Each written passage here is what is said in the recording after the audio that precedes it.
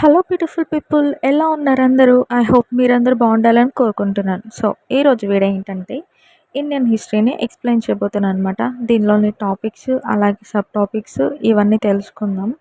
Indian history మనందరికీ తెలిసిన విధంగానే ఏన్షియంట్, మిడివల్, మోడ్రన్. సో ఈ 3 సెక్షన్స్‌గా డివైడ్ చేసి ఉంటుంది. అవునా కదా? సో ఇండియన్ హిస్టరీని 3 సెక్షన్స్‌గా విభజించి చూసినట్లయితే మనకిక్కడ ప్రాచీన, మధ్యయుగ, ఆధునిక, ఏన్షియంట్, మిడివల్ అండ్ మోడ్రన్ చూడవచ్చు. ఇన్ని సెక్షన్స్ చెప్పాను కదా! సో వెయిటేజ్ లేకుండా ఉంటుందా? ప్రిలిమ్స్ పాయింట్ ఆఫ్ వ్యూలో కనుక చూసినట్లయితే మోడ్రన్ హిస్టరీ చాలా ఇంపార్టెంట్. ప్రెజెంట్ ట్రెండ్‌లో అయితే హిస్టరీ నుండి 15-20% వెయిటేజ్ అయితే ఉంటుంది. సో ఎన్‌సీఈఆర్‌టీ బుక్స్ చూసుకున్నట్లయితే 8-12 స్టాండర్డ్ వరకు చదవండి. దీంతో పాటు ఎన్ఐఓఎస్, ఐజీఎన్ఓయు దీని అబ్రేషన్ స్క్రీన్ మీద డిస్ప్లే చేస్తాను చూడండి. దీని ద్వారా మీరు ఇంకా అర్థం చేసుకోవడమే కాకుండా ఫర్దర్‌గా కూడా డెవలప్ అవుతారు.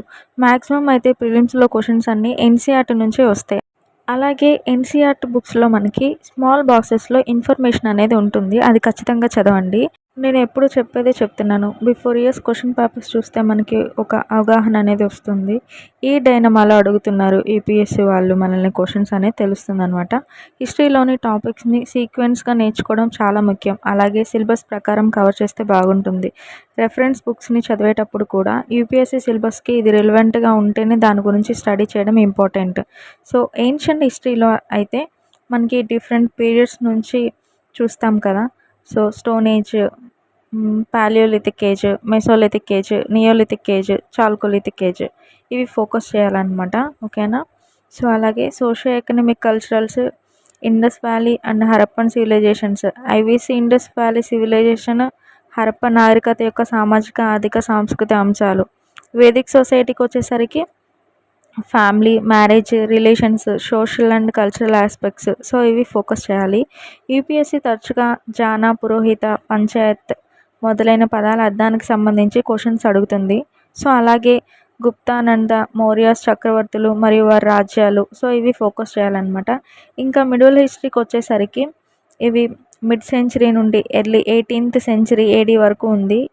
ఈ సెక్షన్స్ నుండి క్వశ్చన్స్ తక్కువగా రావచ్చు. ఫర్ ఎగ్జాంపుల్ 1-5 క్వశ్చన్స్ అలాగే. సో మనం దీన్ని బట్టి అర్థం చేసుకోవాల్సింది ఏంటంటే అవసరమైనంత వరకు చదివితే సరిపోతుంది. మొఘలులు, విజయనగర సామ్రాజ్యం మరియు సుల్తానేట్ కాలంలో ఆర్థిక, రాజకీయ, సామాజిక సో ఇవన్నీ ఫోకస్ చేయాలి.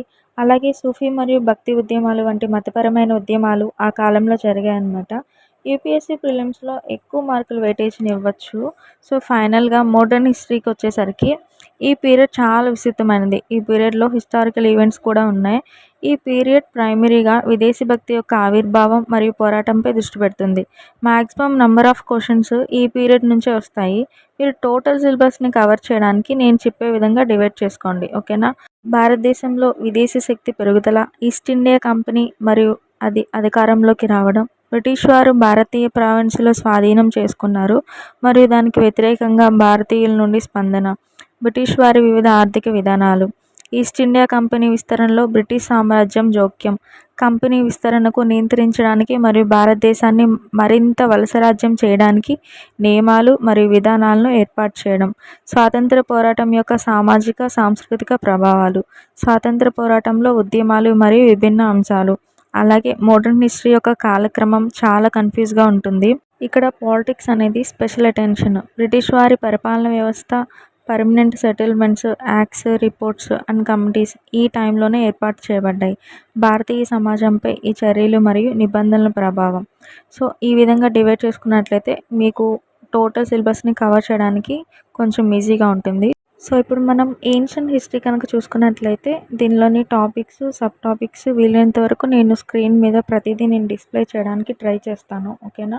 సో నోట్ చేసుకున్న వాళ్ళు నోట్ చేసుకోండి. So first one, stone age, Indus valley civilisation, Vedic age, Mahajanapadas, the Mauryan empire, pre Mauryan age, Sangam age, Gupta age, post Gupta kingdom. So ఇవి ఏన్షియంట్ హిస్టరీలోని టాపిక్స్ అనమాట.